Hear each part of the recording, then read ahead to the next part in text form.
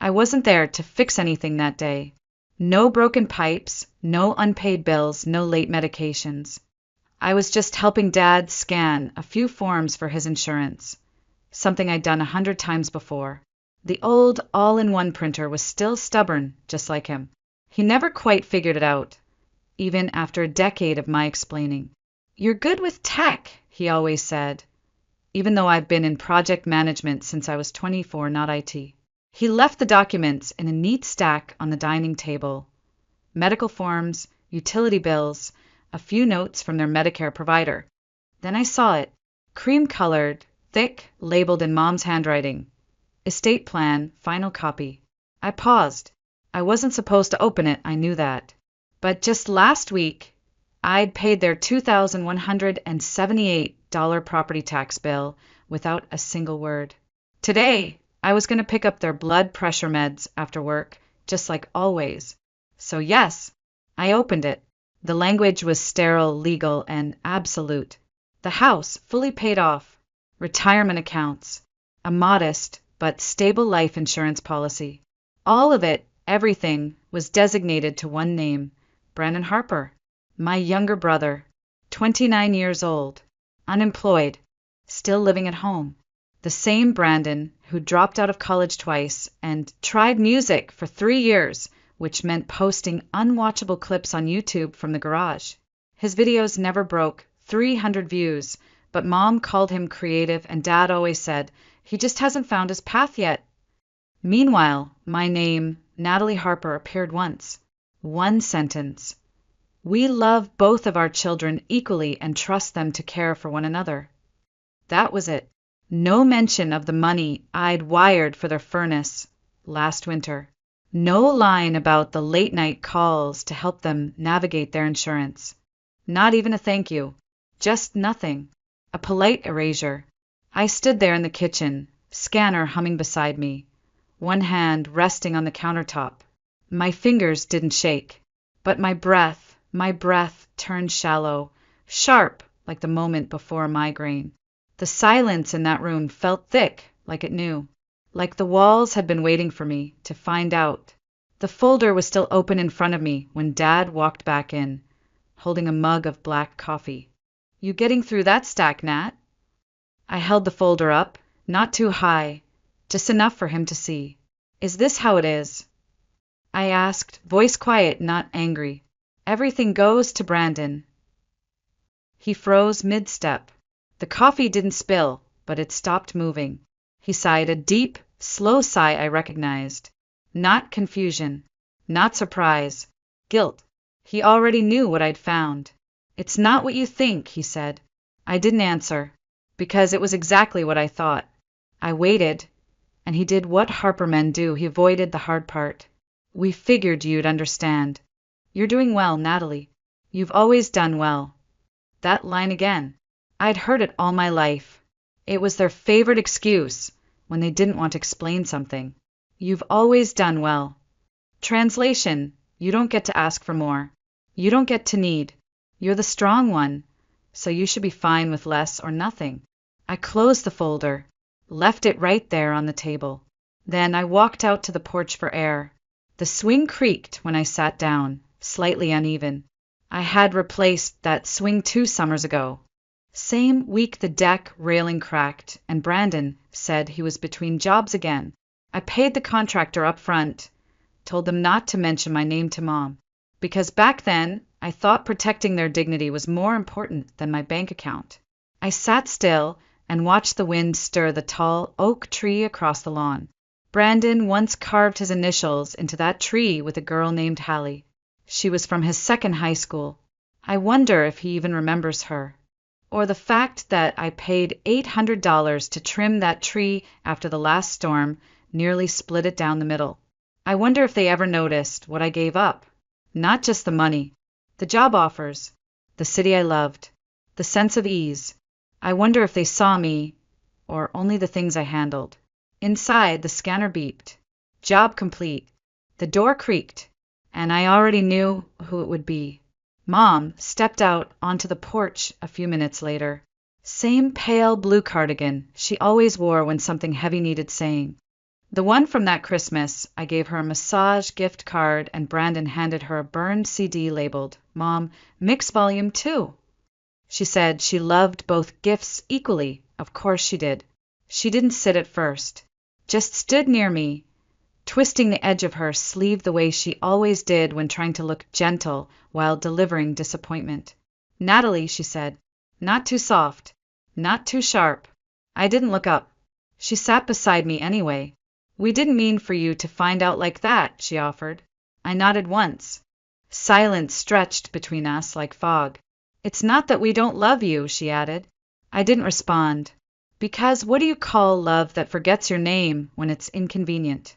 Her hand landed lightly over mine. It was warm, trembled slightly. "Brandon's had a harder time," she said.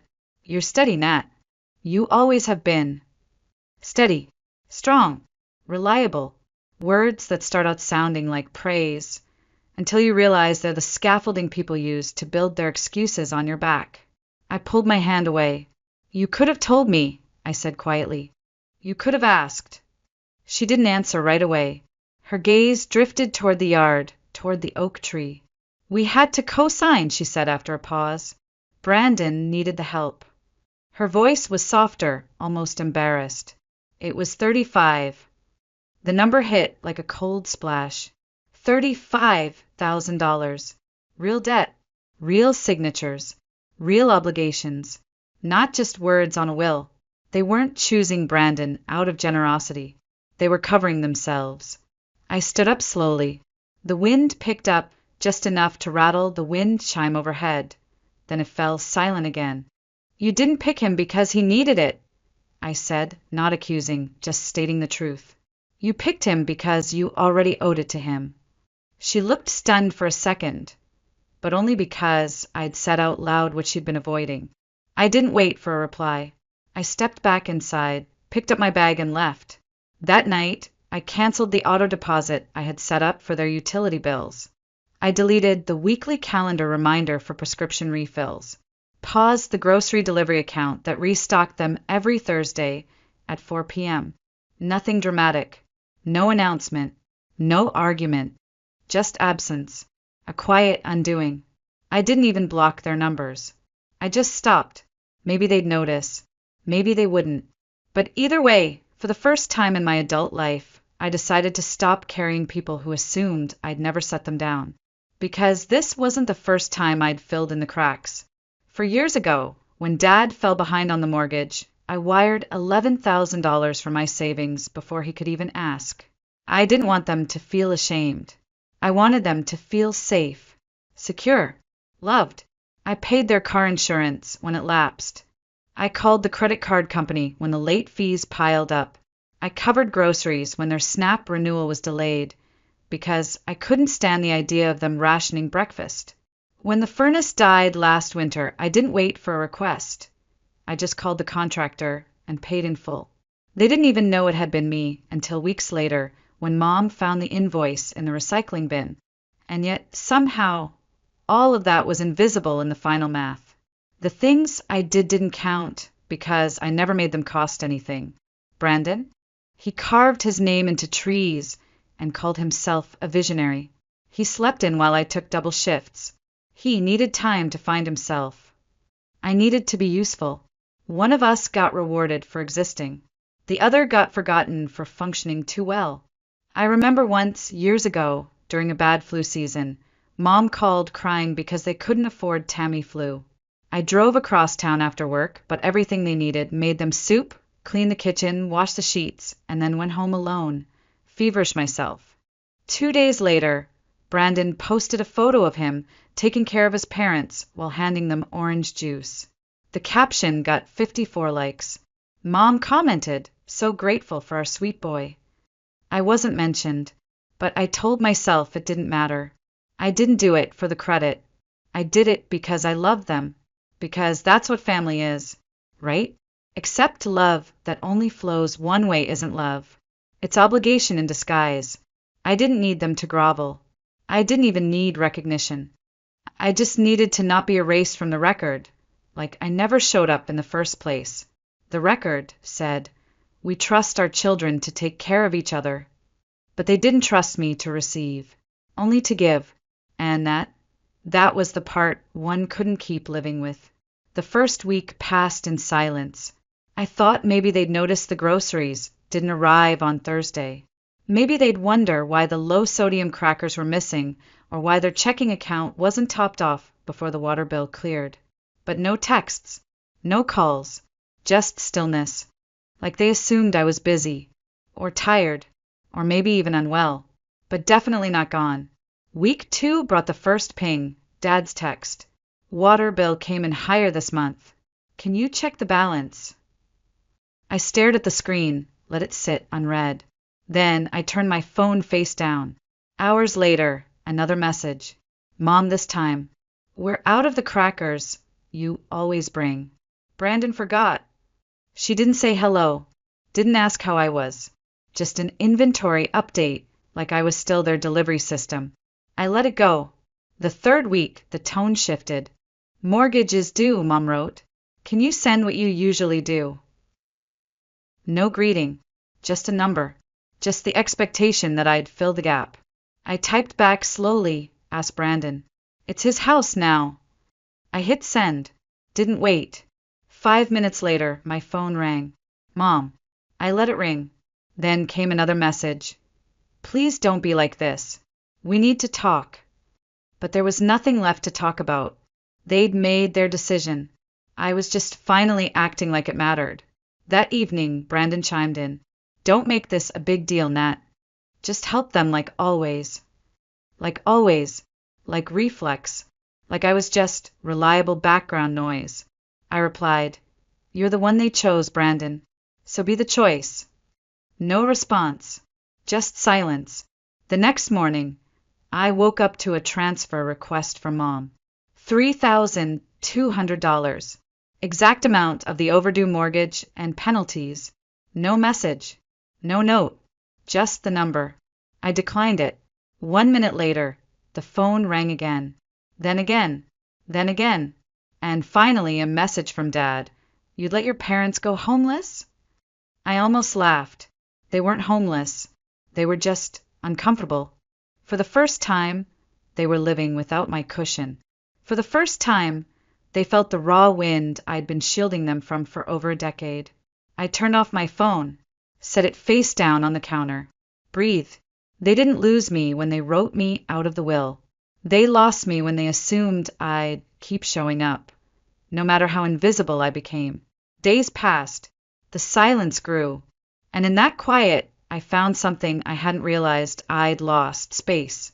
I stopped checking my phone before bed. I stopped shopping for 2 extra people every time I went to the store. I stopped rehearsing explanations in my head about why I was tired, why I was stretched thin, why I couldn't afford a vacation this year. Instead, I sat in my apartment at the end of the day and ate food I liked. I watched documentaries I never had time for. I slept, like really slept. And the longer the silence stretched, the more I realized how loud they'd always been. The requests, the guilt, the coded disappointment, all wrapped in the soft cloth of obligation. But silence never lasts in my family, not when there's blame to pass around. The first hint was a voicemail from Aunt Jean. She never called me, always said she didn't get in the middle of family things. But this time her voice was tight. I'm not taking sides, honey, but your mom's worried sick. Maybe just talk to them. That's when I knew they'd started pulling others in. I opened Facebook. It didn't take long. A photo of the porch. Caption, we gave everything to our children, but sometimes giving isn't enough. Dozens of likes. A few concerned comments. Then Brandon's reply. Some people think family is about money. They forget it's about showing up. I closed the app. They weren't just disappointed. They were rewriting the story, recasting me as ungrateful, cold, cruel, turning me from caretaker to villain, all because I'd stopped feeding the machine. I still said nothing, but silence has a weight of its own. Then I saw it, a like, a single red heart under Dad's post. From Kelly, my cousin, the one who once told me I was the glue in this family. No comment, just the emoji. But it hit like a slap. She knew what I'd done for them. She knew. And still, she joined the side with the louder story. I closed my laptop, sat in the dark, let my hand rest on the table unmoving. For the first time in weeks, something cracked. Not loudly, not visibly, but inside, something shifted. They weren't just disappointed in me. They were erasing me. And maybe they were hoping I'd stay erased.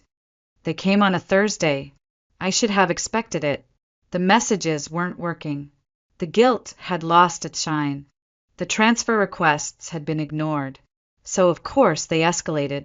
The front desk called at 10:42 a.m. Ms. Harper, your parents are here, and a man who says he's your brother. I stood in the hallway outside my office, staring at the speckled floor tiles as the receptionist kept talking. They said it's urgent. Should I send them up? I took a breath. Slow, deliberate. Please let them know I'm unavailable and that they're not expected. A pause. They said they'll wait. Of course they would. 20 minutes later, my phone buzzed. We're downstairs. Open the door. Then another. We're not leaving until we talk to you. I didn't rush. I finished my meeting, replied to 2 emails, then gathered my coat and headed down.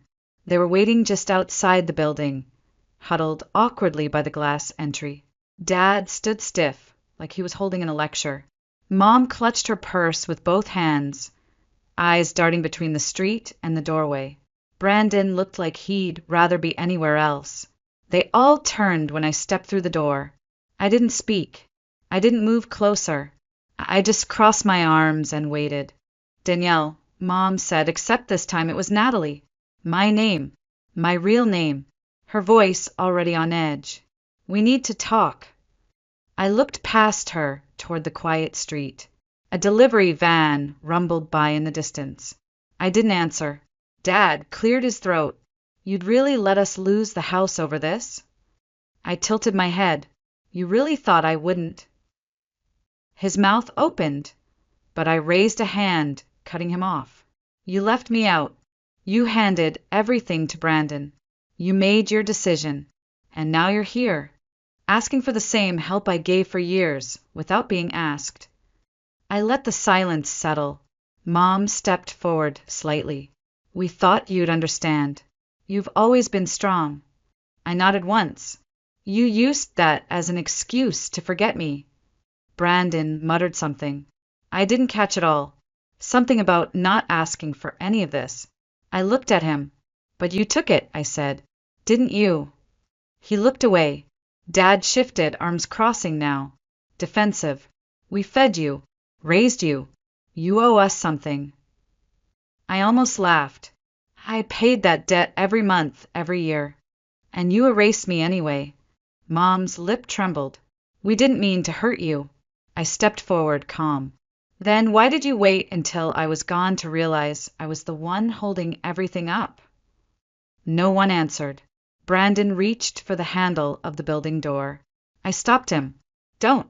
He blinked. What? You're not coming up. You're not coming in.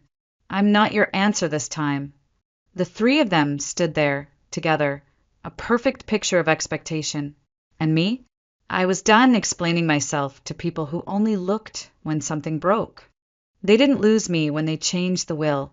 They lost me the moment they believed I'd never walk away. I turned and walked back into the building without another word. They stood there. I felt their eyes on my back, but I didn't turn around. Back upstairs, I sat at my desk. My heart didn't race. My breath didn't stutter. There was no panic, no adrenaline. Just clarity. They weren't entitled to me. They never were. That evening, the messages returned in waves. Mom first, soft pleading. We didn't know you were hurting this much. Please, Nat, we just want to fix it. Then Dad, cold, clipped. You're blowing this out of proportion. You're being cruel. Brandon said nothing for a day, then finally sent one line. You think this makes you better? Walking away. I didn't answer, because it didn't make me better. It made me free. 3 days later, I went for a walk. No destination, just air, just movement. The streets were quiet, autumn leaves sticking to the sidewalk. My path curved toward the neighborhood where I grew up. I didn't mean to go there. I just did. The old street looked the same. Cracked concrete, faded shutters.